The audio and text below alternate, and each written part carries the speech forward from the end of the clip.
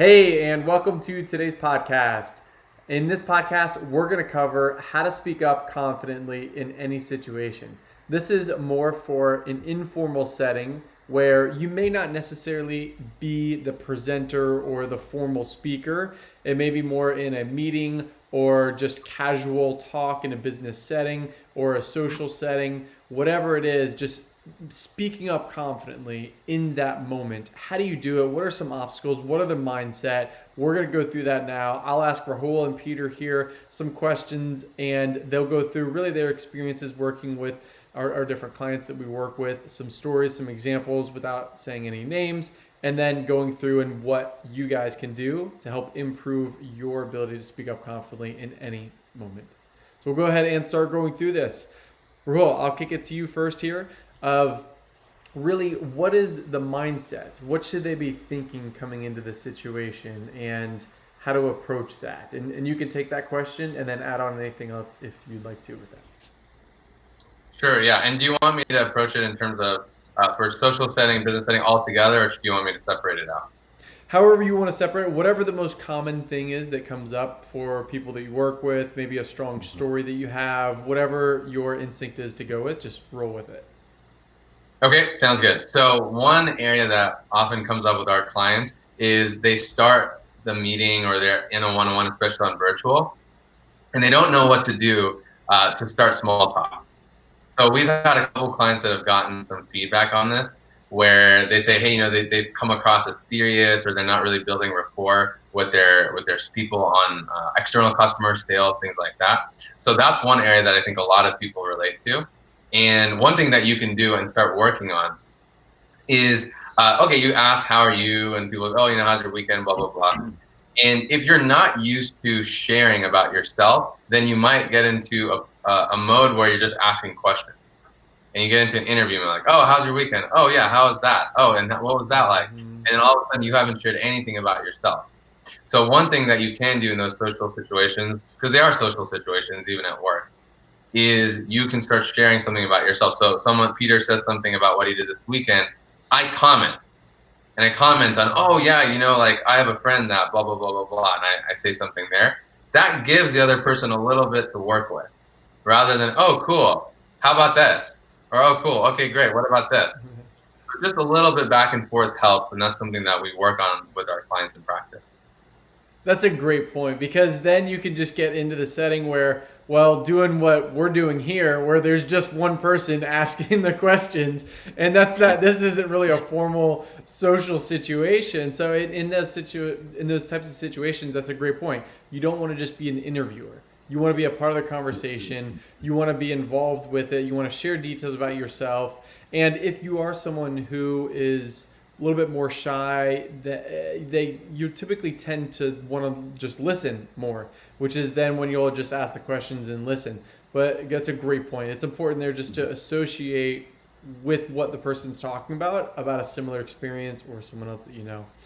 That's a great rule. Peter, I'll flip that similar question to you. The mindset, the thinking, what else comes up for that? How should they be approaching this? I think the best approach here is to not look down on small talk.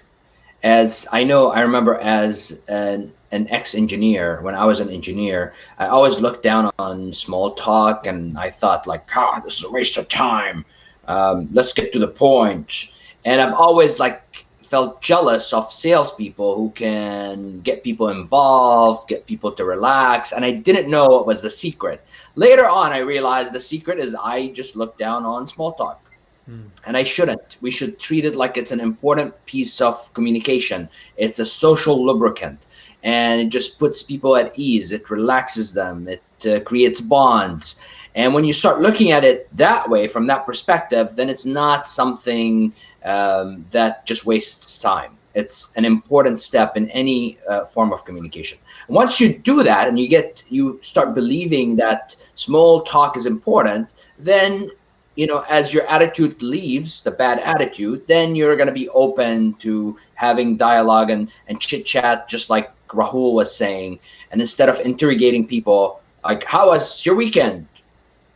How did you get there? Who was with you? Like, and you'll be like, oh, you went to Tahoe. Great. 2 weekends ago, I went to Tahoe. And then you share as an equal instead of an interrogator. I love that. Yeah, there's no hanging light there. You're not interrogating them. It's yeah, in small talk, it's one of those things too where I would add on there as a way to help people with small talk is to get curious. It's a great way to just get curious, learn about that person. You'll get to business talk, but just get curious and learn about what is really going on inside them as a person, and then to connect with that as well. And like Rahul said, sharing something on that end. I think that's great. And jumping through that now, so what would be an example of a client, and whoever would like to answer this, go for it. An example of a client, and how did you coach them a little bit with this, and what were some things you saw come up for them? I can go. For example, one of my clients is a senior UX designer at a team, and she, before the sessions, before her meeting, she would be so anxious.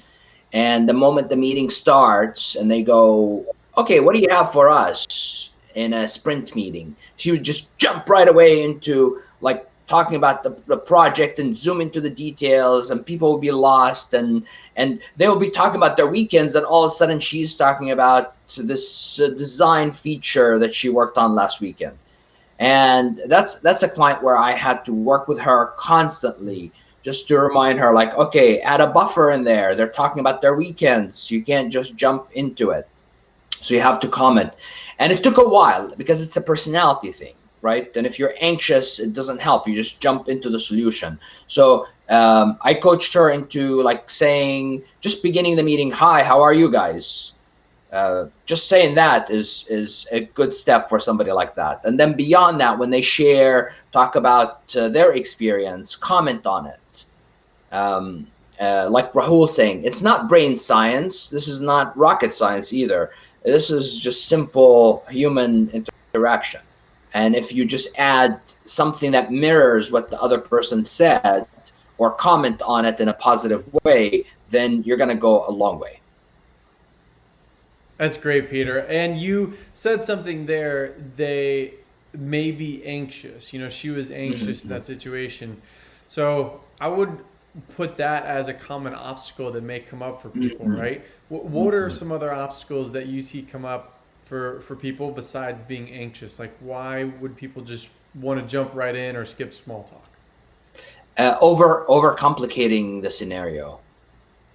And this is like similar for dating as well. Like I remember a long time ago when I was dating as an engineer, I would complicate things. Like, and I would plan out, like, if they say this, I'm going to say that. If they say that, I'm going to say this. And I would never talk to anybody because I'm in my head just worrying about the complexities of things versus just saying hi and take it from there. So don't overcomplicate it. I think analytical people have hard time with small talk in private and in social and in work situations because they overcomplicate stuff. That's great. I love that because for me, that seems like it's just a strategic mind, which is most analytical people have a very strategic mind. They're thinking steps ahead. That's typically why people are maybe more quiet or more shy because they're thinkers, right? So one of the things too is to think next step. After this, I'll talk to this, and I think that's great. It's just just let that go, right? It's just let it go. And I would add on to that of one of the ways to help let that go would be to just staying very present, really staying connected with the moment and not thinking about the next thing that's going to come up and what to do at that point. Just stay present. I think that's really a great way to bring that in. But Peter, thank you for that. And Rahul, I'll flip a similar thing to you so you can go into really a client that you worked with and how did you help them, or continue on with other obstacles that you see come up for people. Sure, yeah. Not too different from Peter's example, because I think that this issue manifests itself in very similar ways for people. So we had a client, he was a founder of a company, and they're in the initial stages. They got some funding, and they've been doing some sales presentations. And in the sales presentation, we started it off, and we're working on the structure. And he said, "Hey, how's it going? Good morning."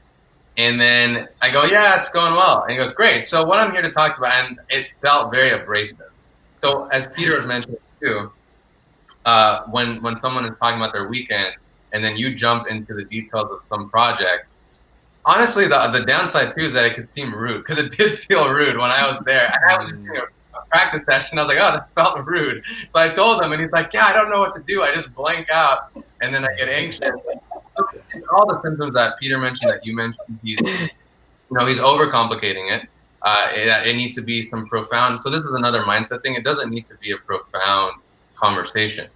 You hang out with your friends and just BS on a Friday night because it's fun to do, right? You have some drinks, whatever. And it's not because it's supposed to be profound or insightful in any way. It's just fun. So it's the same thing. That's a great mindset for the first couple of minutes of a call or anything like that. You're just chit-chatting, getting to know the person, relaxing. And once you had that mindset where it doesn't need to be this big thing or important, because he said, oh, I don't know if there's anything important for me to say. And I said, it doesn't need to be important. You're just talking about what happened this morning or this weekend. I think that was a really good mindset shift for him. And then we implemented, okay, don't just ask me questions. Then he went into question mode, and then, okay, I was like, okay, now start giving statements and sharing a little bit about yourself and being more personal. So that's another thing too. So one is not overcomplicating. The other is that being okay with revealing and sharing something personal about yourself. That's great. That's great. And you said something there that brought something up for me, is that the small talk, it's not goal oriented, right? When people are doing a presentation, you'll come in and there's some things you want to hit, there's some goal points you want to go through. That's great. You need to be thinking like that. You don't want to just wing it on presentations, right? So leading up to that point though, I think it's important to pull back that goal oriented mode and just bring in that enjoying the process, enjoying the moment, and tap into that energy. And if you are a little bit anxious or nervous about the situation, that energy is going to be hard to tap into. So I think that's great, just to pause a minute, take a step back, remind yourself, listen, there's no goal. It's just to enjoy this other person's company and see what's going on in their world. So I think that's a great point, Rahul. And that reminds me of what you're saying. You guys know the writer Kurt Vonnegut?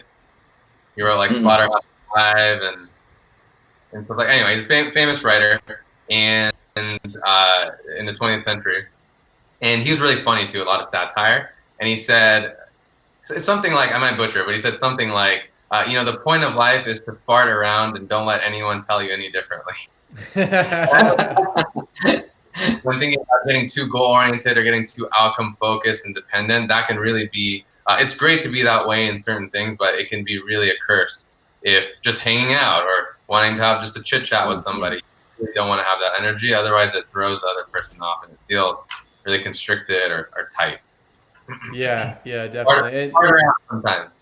Yeah, exactly. That's a great point too, of the other persons. I think that's important to also look out at the group and the other person. If they're not wanting to small talk and just wanting to get in the conversation, maybe you just ride that energy and you just go into it if they're not giving you much. But if they're chatting and they're opening up, you don't want to seem rude and come off as, okay, great, thanks. All right, now jumping into the next point. And it's like, whoa, I just shared my whole weekend and you're just talking about your presentation. Like it doesn't feel reciprocated. So I think reading the room, reading the other person is an important element to the point. That's a great point. Great point. Yeah, because some people don't like, if you meet another person that doesn't like small talk, then you're in heaven.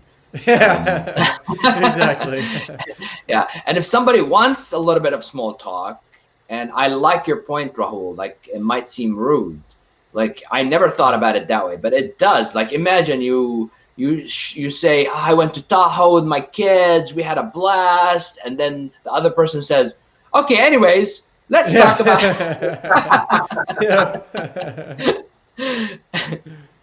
yeah. Exactly. That's a great point too. Is the energy? Read the energy of it. Yeah. All right. Well, going on here, I want to throw this to you. So, let's say they're starting to get better at this. So, this is again picking up on small talk, getting a little better. Maybe they're losing their desire to want to keep doing small talk. They say, I don't see a point to this. I just really want to jump in. I don't like small talk. What are some positive things that could come out of small talk and really being able to speak up in the moment like that, feeling comfortable and confident speaking up in the moment, just to help them stay motivated and keep going with this practice? Yeah. Whoever wants to start, yeah. Go for it. Okay, yeah. So one thing is all of our clients are looking for influence. And people are influenced by people that they like. It's a fact. And if you are not using small talk, if you're not, as Peter called it, social lubricant, kind of smoothing the edges, bonding a little bit, it can feel you run the risk of your relationships at work feeling very transactional.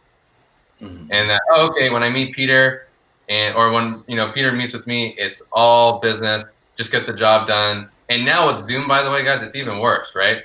If you don't even get the chance to just have a little chit chats, if you're already like that in person, at least maybe you saw someone in the office, I saw Chaz, and then I can chit chat a little bit. Hey, how's it going? Now, if I'm like that, I don't get any of those chances.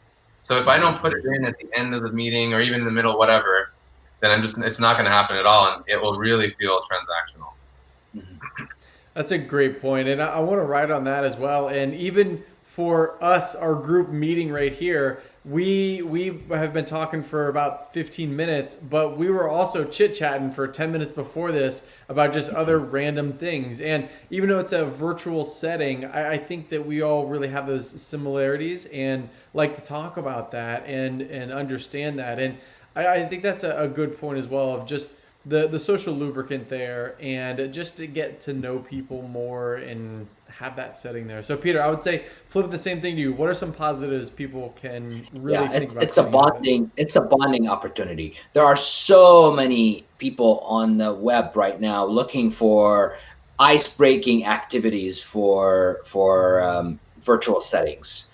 So many. One of our videos is over like 20,000 views. Yeah, the virtual team building exercises. Exactly. Yeah. Exactly. Now, they're also looking for something that's complicated, artificial. How about this? The simplest way to do ice breaking is to just have small talk before the meeting. Isn't that awesome? Chaz, you said we talked before this. We spent 15 minutes talking about Tesla, talking about SpaceX, talking about batteries, talking about Bitcoin. We got excited, and now we're doing this session. Mm-hmm, mm-hmm. Exactly. It's about just the fun that can come out of it. Because this conversation, us recording this, obviously we have goals behind what we're trying to do and be helpful to the audience. But just before that, it was no goal oriented. Well, moving on here. So what are some couple strategies or frameworks people can really bring into place? So some just good takeaways, your top 1 to 2 things of just an easy framework or structure. So I'll flip it to whoever want to take that first. Okay, I can handle one. For example, people say, what do I share? Rahul already said share an opinion. Like, oh, that's pretty cool. That's exciting. It must feel great to spend time with your kids. Just reflecting that. I would say another way to do it is to mirror back a story. So for example, let's say Chaz, you talk about, oh, you test drove a motorcycle over the weekend. Then I can come back and go, do I have a story that mirrors that? A time where I test drove something, or do I have an experience with motorcycles that I can share with him as well? And then you make a decision. Like if you don't have a motorcycle experience, you share back, oh, yeah, I remember the time me and my wife went and test drove a Tesla, for example. And then notice I just mirrored your story. If I don't have that, then I have experience with motorcycles, then I might just mirror back the motorcycle thing. Yeah, that's amazing. I miss riding a motorcycle. And I notice that what I mirrored, I just mirror back the content, something from my own life that is related to what you shared. And that's going to create some bonding because now we are similar in some ways. That's great, Peter. Good takeaway there, the mirror. And on that as well, I would say is this comes up for people too of what if the moment passes? And I'm thinking about what to share, thinking about what to share. This is more of like a group setting, thinking about something similar to share, and then someone else talks and someone else talks, and it's now a minute later and the conversation is completely different. You're not going to share how you rode a motorcycle. So I think it's very important, exactly what you're saying, and to also trust yourself just to go with the story that pops in your head. Just try to make it as just fun as you can, but just share it. Just share it, go with it, and really take that moment as an opportunity to. Yeah, and here's something I want to add. Like you just said, oh, if a moment passes by or a minute passes by, it's hard to come back. You have more flexibility with small talk than in real meetings. So in real meetings, people say, let's make a decision on this, and people share their ideas, and you have an idea and you wait on it, and they made the decision, and 10 minutes later you want to go back to that same moment, but the decision is already made. That's too late, because a meeting is more linear in fashion, and it's goal oriented. With small talk, it's not like that. It's organic. You can say, hey, I just want to go back to your story, Chaz, about the motorcycle, and then it's totally fine, because it's so unagenda driven. Great point. Yeah, that's a great point. Yeah. Good point. It's just exploring. That's it. And Rahul, I would say flip the same thing to you. What are take-home framework or biggest tip you want to leave people with? Yeah, I mean, I really like the one that you said about get curious. That stuck with me, because when I'm thinking about, okay, when it feels natural and it's really flowing in a one-on-one setting, or even just in a group setting, and I don't know anybody, they're all strangers. Even when that's like, I say is the highest stake, because you don't know anything about them. The easiest just to get curious. Like, I just had a client earlier and she shared something and I was like, oh, what was that about? And I really wanted to know.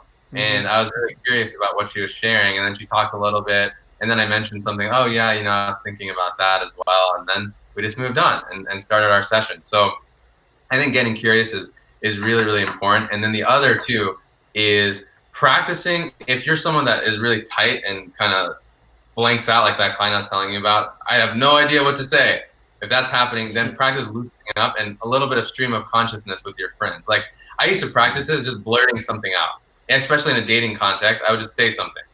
Like, just blurt it out. Not a question, blurt it out. And it was a therapeutic experience. And 99% of the time, it actually made the interaction better. It made it more fun. It gave them something to play with as well, or say something to. And it could be an observation, sometimes I would even be like, I'm just sitting here, I have nothing to say. I totally blank. And then I'd laugh or something like that. So you can play around and just loosen up with stream of consciousness. I think it's really a helpful tool.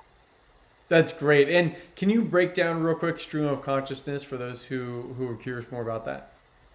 Sure. Yeah. So literally, someone, Peter says something, we're talking one-on-one, and I'm not caring so much about how strictly relevant it is to what he's saying. And it's practice. Sometimes it could be awkward and you say something and they go, okay, I don't know what the heck he's talking about. Whatever, that's not the point. The point is you're just learning how to loosen up a little bit. So he says something about, I was skiing this weekend or something like that. And I go, oh man, for years, whatever comes into your head, the first thing that pops into your head, just go into that.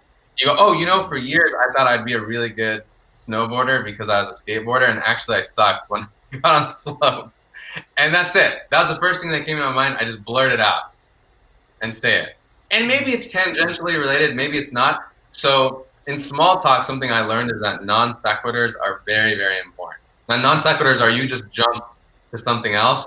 And honestly, because it's a social interaction, people don't care. In fact, I appreciate my friends who are good at non sequiturs, because then all of a sudden we've been talking for hours. I'm like, whoa, we just talked about so many things. It was super fun. Yeah, I wanna share a story like with you, Rahul. The other day, Rahul shared with me an article from the New Yorker. It was a great article. And then we're discussing the details and the arguments of the article. And then all of a sudden, in the middle of it, I'm like thinking like, I'm done talking about this. However, what's on my mind is bias in articles in general.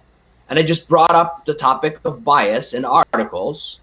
And it was totally natural, because we're not there to debate the article. We're just there to chit chat about big concepts in the article. And so bias is a totally different track, and it was totally fine in that conversation.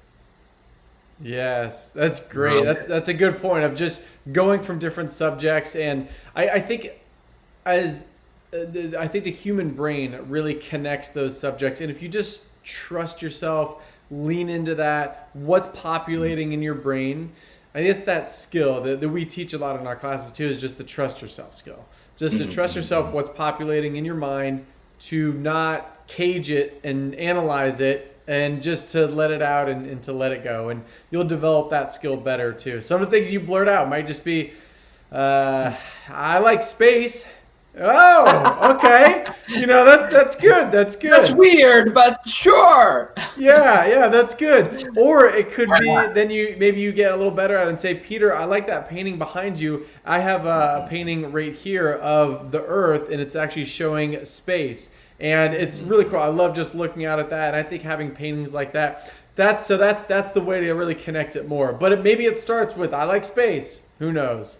Great. But it's just. Connect to your inner kid, your inner Connect child. to your inner kid. Yeah, that's it. Yeah. And Like, here's another way I like, what's behind you? That's great.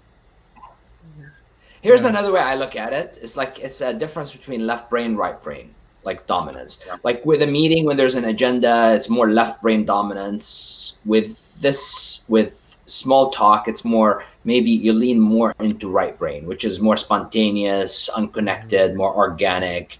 And you have to get comfortable, especially if you come from an analytical background. That's right. All right, guys. Well, this has been great. I know I've gotten a lot out of this, and I'm sure you, as the listener, the viewer, I hope you got a lot out of this as well. Thanks for watching. Thanks for joining us here. We come up with videos every week, and leave a comment below. What are your thoughts on this? Be sure to subscribe to this and really be a part of this as we're continuing to build this out. Thanks. See ya. Thanks, Chad.